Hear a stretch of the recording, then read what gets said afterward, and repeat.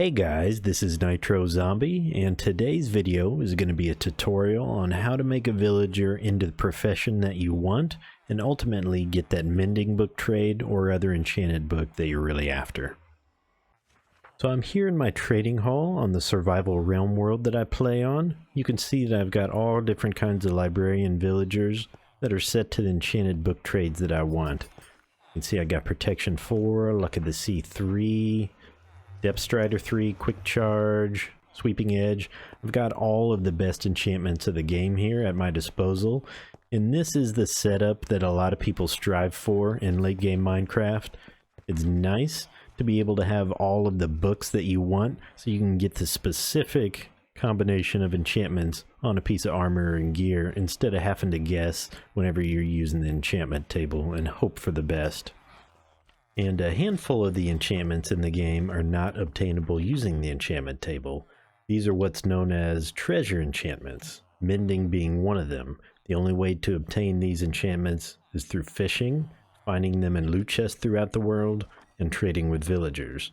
And trading with villagers is by far the most reliable way to get these enchantments.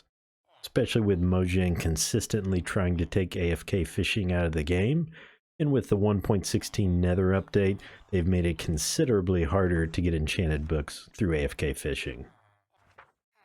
Down here on the end, we've got a couple of villagers that we have mending trades locked in for. This guy here is 38 emeralds for a mending book. Not terrible, but not great. The cheapest that you can get base on Java is 10 emeralds for a mending book, but we can go even cheaper than that. Over here, we've got this guy at 1 emerald for a mending book. You can see that he was originally 38 emeralds, but we were able to get him down off of that. So this is the ultimate goal that we're after, and that's what I'm going to show you how to do by the end of this video. So I'm going to go ahead and load in a fresh world and get started on the tutorial. Okay, so we're here in a village in a brand new world that I just created. Let's quickly go over the items that we're going to need.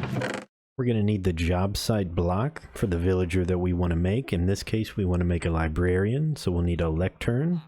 We're going to need some books to trade with them, as well as some emeralds. We're going to need a boat to move the villager around, and we're going to need some blocks to block him in.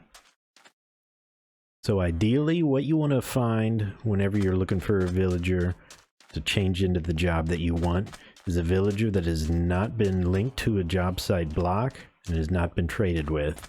This guy right here is the base villager for the desert biomes.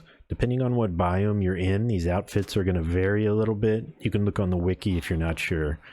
And this guy here is one that you want to stay away from. In all the different biomes, there'll be ones that have a green shirt and a green outfit. These are known as nitwits. They cannot be linked to job site blocks, and they're, essentially useless villagers. You can use villagers that already have a job, like this guy up here, as long as they have not been traded with. Once a villager has been traded with, they're locked into that profession and those trades. So this guy here, you can tell that it is a villager that hasn't been traded with because it's a novice. That's the lowest level. The XP bar is all the way down, and there's no additional trades that have been unlocked. So the way that you would deal with this guy is by putting him in a boat, blocking him in so he can't pathfind to his job site block or any other ones, and he will revert back to a normal villager that you can then work with. But for this tutorial, we're going to go ahead and grab one of the base villagers and work with him for simplicity. Let's go ahead and grab this guy. Using boats is the best way to get these guys around. It can be a little bit of a headache dealing with villagers in general, but boats makes it a lot easier to get these guys to do what you want to do. Let's go ahead and hop in, and let's move him over to the other side of the village where we can block him in. And I'll cut back in once I've got him secure. We've got this guy walled in, so he can't pathfind and link to any other workstation blocks in the area. And even though we're going to keep him in a boat, he still can link to other workstation blocks that are in the area in a boat. So basically what we want to do is place down the job site block that we want him to link to. In this case, we're going for a mending villager, so we're going to use a lectern. and he's pretty much immediately going to turn into a librarian. And what we want to do is just check the first trades that are available. If it's not what we want, we're going to go ahead and break the workstation block. He reverts back to a regular villager, and then we're going to roll again. And it can take a few seconds for him to delink or to relink, but generally it's pretty immediate. Okay, this is a silk touch for 12. That's a pretty good deal, but that's not what we're looking for, so we're going to keep on going. See what we got now. Nothing. Nothing.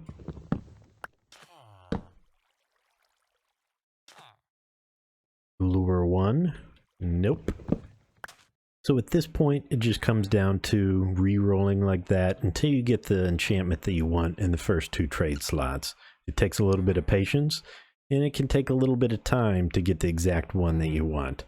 But whenever you do, it's definitely worth it. Once you get it locked in, you have access to that trade for as long as you want, and you can even get a trade hall established with all the best enchantments in the game. And you can only do this during certain times of the day. There are certain working hours of the day that villagers will lose their job, so you can continue to reroll and cycle through the different trades. And that's 2,000 and 9,000 in the day, which is about the sun right there to about the sun being right there in the sky. So between those hours is when the villager will lose that librarian trade, or whatever trade that you want, as long as you find a villager that hasn't been traded with to revert him back to normal villager. So before that time of the day and after that time of the day and during the night, they will not lose their job, so you just have to wait to the next trading day. So let's go ahead and cycle through until we get the trade that we want, and I'll be right back. And there we go. There is a mending trade. It's for 37 emeralds, and it should be 22, but I accidentally killed one of his friends here in the village, and he's a little mad with me right now. So that is one thing to keep in mind. You want to avoid damaging or killing villagers that are in the area of the villager that you're trying to work with, because they will raise their prices. Or if there's iron golems around, they'll attack you and you're not going to live for too long. But he will go back down. He'll forgive me over time, and that price will go back down. And 22 emeralds for a mending book is actually a pretty good price. So now that we have the trade that we want to be sure to lock it in. So we want to give him a book and some emeralds. And now that we have traded with the villager, that trade is locked in forever, and he's always going to have that mending book trade. So it didn't take that long to get this guy to be a mending librarian. It's actually not that rare of an enchantment. It only took about 10 tries, 10 rolls to get him to be the trade that I wanted. I found that some of the other enchantments are actually much harder to get the ones that you want. Unbreaking 3 seems to be much more difficult, and some of the other high-level enchantments like Sharpness 5, Efficiency 5, Smite 5, Power 5, those are all fairly difficult to get, and you can go through, 20 to 50 different rerolls before you get the one that you really want.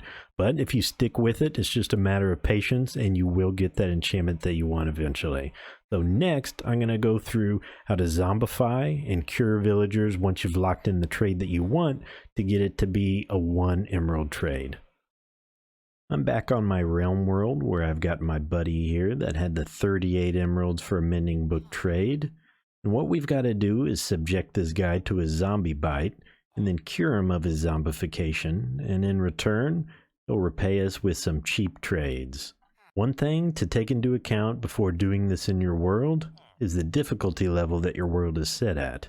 On easy, zombies cannot infect villagers to make zombified villagers.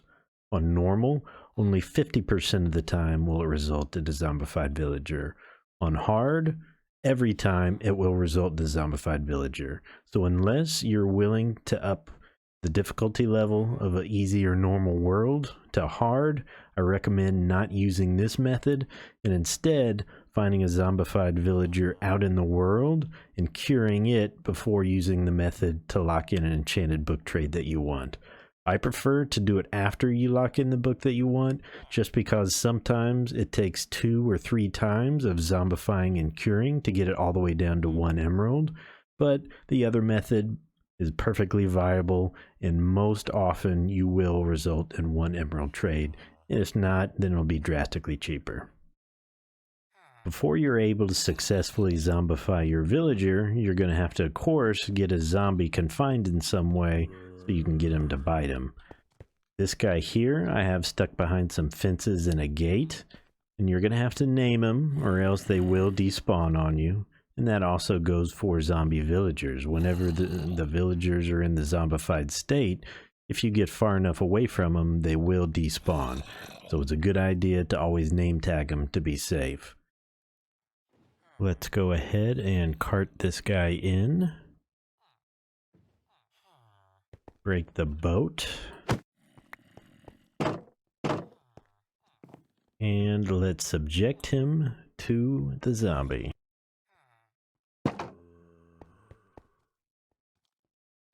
And it will not take long for that guy to track him down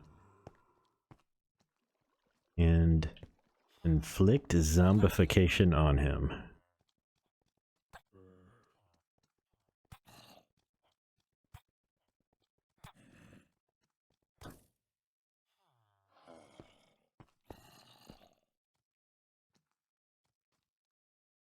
In order to cure your zombified villager, you're going to need a splash potion of weakness and a golden apple. To make the splash potion of weakness, you're going to need a fermented spider eye. And to make that, you're going to need a regular spider eye, a brown mushroom, and a piece of sugar. Once you've got the fermented spider eye, you put it into a brewing stand with some water bottles. You do not need netherwort first, and then it'll make a regular potion of weakness. You add some gunpowder to it, and then you've got your splash potion. So we're going to go ahead and throw the potion on our friend here, and then feed him the golden apple. And it's going to make some red particles, and he's going to start shaking uncontrollably here. And the process of reverting back into a normal villager usually takes a few minutes. So I will cut back in once the transformation is complete. He has been cured of his zombification, and we are rewarded with a 1 emerald trade for a mending book. And as I said earlier, sometimes it can take a couple of cycles of zombifying and curing a villager to get a high cost trade all the way down to 1 emerald, but the result is definitely worth it. I hope you guys found this tutorial useful, and if you did, I appreciate you hitting the thumbs up button and consider subscribing to see more content like this in the future, and I will see you guys in the next one.